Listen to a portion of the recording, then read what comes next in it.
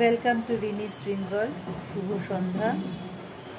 আমি আজকে এই ভিডিওটা বানাচ্ছি এই কারণে, আমি আসলে ভেবেছিলাম যে পুরীতে এসে আমি ডে 1, ডে 2, ডে 3 এই ধরনের একটা ভিডিও বানাবো, কিন্তু আমার সেটা বানানো হয়ে উঠলো না।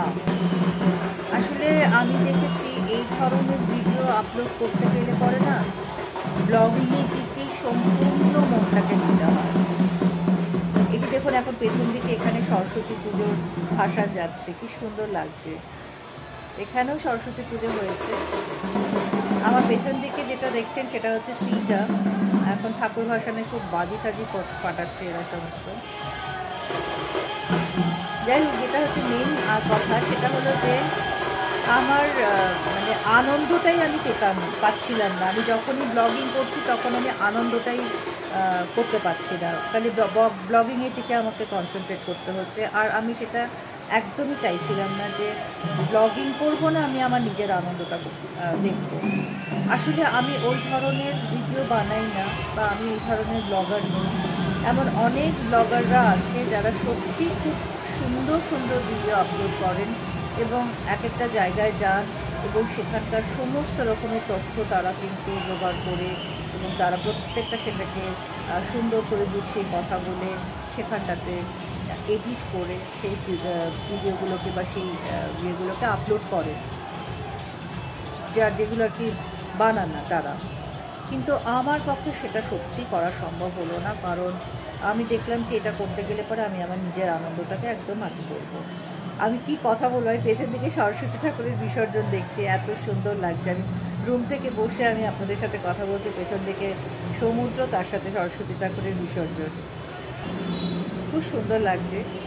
যাই হোক, ঘটনাটা হচ্ছে যে আমি সেই সমস্ত ব্লগারদের সত্যি আমি কুর্নিশ জানাই, কারণ ব্লগিং করাটা কিন্তু অত সহজ কাজ নয়। যারা ভিডিও দেখেন হয়তো ইউটিউবে, তারা হয়তো ভাবেন যে এই রান্নার ভিডিওটা খুব সুন্দর, এটা কোনো ব্যাপার না, এটা আমিও করতে পারি। আবার অনেকে ভাবেন যে বেড়াতে গেছেন, এই ভিডিওটা করাটা কোনো ব্যাপার না, কিন্তু তা নয়। এমনও দেখেছি আমরা ভোর 5টার সময় উঠে ব্লগিং করছে, ভিডিও বানাচ্ছে যে অমুক জায়গায় যাচ্ছি, তমুক জায়গায় যাচ্ছি, এরকম করে। তো সেগুলো কিন্তু খুব একটা সহজ করা নয়, কারণ আমি নিজেও 2-একটা রিলস বানিয়েছি। আমরা যেদিনকে পুজো দিতে গিয়েছিলাম সেদিনকে আমরা অনেক ভোরে উঠেছি, আমরা 6:30টার সময় পুজো দিতে গিয়েছিলাম। তো আমি 6টার সময় উঠে একদম টোটাল লিস্ট ছিল একদম, সেই রিলও আমি বানিয়েছি। কিন্তু সেটা বানানো কিন্তু অতটা সহজ না। আমি তখন পুজো রেডি হব না, আমি তখন রিল বানাবো।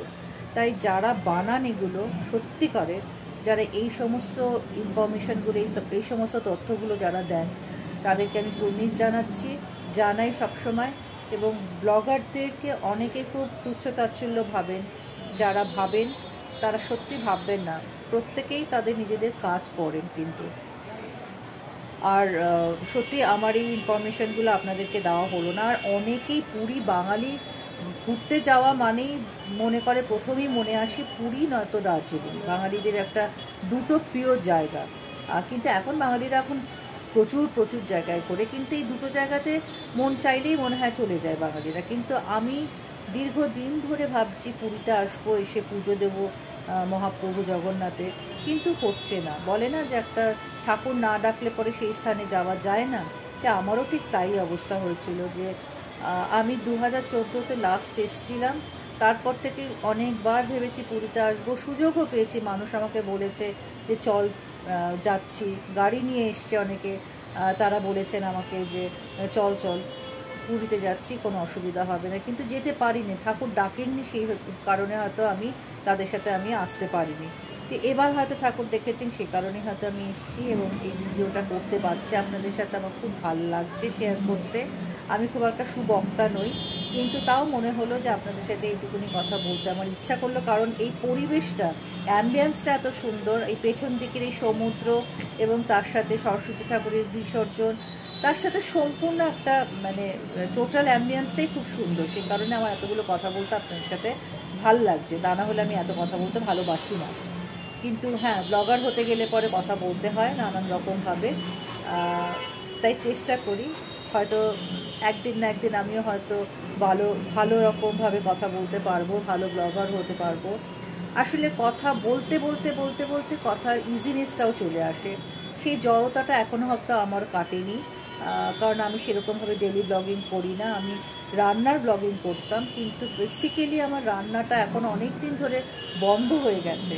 কারণ রান্নার করতে গেলে পরে রান্নাটা নিজেকেই খেতে হয়, আর আমাদের বাড়িতে লোক হচ্ছে দুজন, তো দুজনেই রান্নাটা খেয়ে কুলিয়ে উঠতে পারতাম না এবং শরীর খারাপ হয়ে যাচ্ছিলো, যে কারণে আমাদের আমি যার জন্য রান্নার ব্লগিংটা মোটামুটিভাবে বন্ধই করে দিয়েছি। হয়তো হ্যাঁ, বন্ধ করব না, দু একটা রান্না নিশ্চয়ই দেবো, কিন্তু সেটা নিয়েও মানুষের মন্তব্য আমি শুনেছি যে এই রান্নাটা, এটা কোনো একটা রান্না হলো, এই রান্নাটা কি আপলোড করেছে। কিন্তু যারা জানে তারা জানে, কিন্তু যারা রান্না একেবারে জানে না তাদের কাছে যে কোনো রান্নাই হেল্পফুল। তা আমার মনে হয় কোনো কিছু নিয়ে সমালোচনা না করাই ভালো।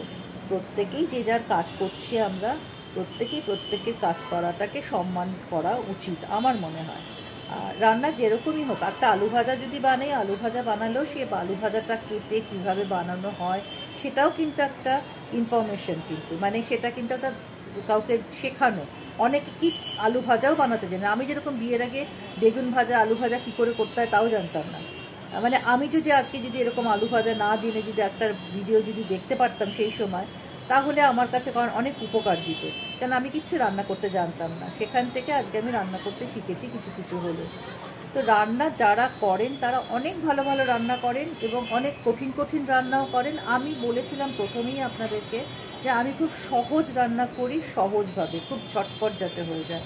আমি খুব একটা কমপ্লিকেটেড রান্না করতে ভালোবাসি না, নিজে খাইও না, আর খুব একটা কমপ্লিকেটেড রান্না করিও না। তাই কমপ্লিকেশন যেখানেই দেখি সেখান থেকে আমি দূরে সরে আসি। সেটা যে কোনো ক্ষেত্রেই হোক না কি, সেটা সিচুয়েশনের ক্ষেত্রে হোক, সেটা সম্পর্কের ক্ষেত্রে হোক, সেটা রান্নার ক্ষেত্রে হোক, সব বিষয় কমপ্লিকেশন যেখানে সেখানে আমি পিছু পা হই। তো যাই হোক, অনেক কথা বললাম, পরিবেশটার জন্যই হয়তো এত কথা আসলো আমার কাছে। প্রার্থনা করবেন আমি যেন আপনাদের সাথে এই ধরনের অনেক রকমের কথা বলতে পারি, অনেক রকমভাবে গল্প করতে পারি আপনাদের সাথে। আমি চাই সত্যি আপনাদের সাথেই গল্প করতে, কারণ আপনারা আমার ইউটিউবের একটা পরিবার হয়ে যাচ্ছেন আস্তে আস্তে। আর আমি চাই যদি আমার কথাগুলো ভালো লাগে আপনাদের সকলে, তাহলে আমার চ্যানেলটাকে সাবস্ক্রাইব করবেন আর পাশে থাকা বেল আইকনটা প্রেস করতে ভুলবেন না, কারণ আমি যখনই কোনো একটা নতুন ভিডিও আপলোড করব আপনাদের কাছে নোটিফিকেশান চলে আসবে। সকলে ভালো থাকবেন ঈশ্বরের কৃপায়। আবার নতুন একটা ভিডিওতে দেখা হবে, ততক্ষণের জন্য বিদায় নিলাম। পুরীতে আছি বলে এই মুহূর্তে আমার একটা কথাই মনে পড়ছে, জয় জগন্নাথ, জয় মহাপ্রভুর জয়।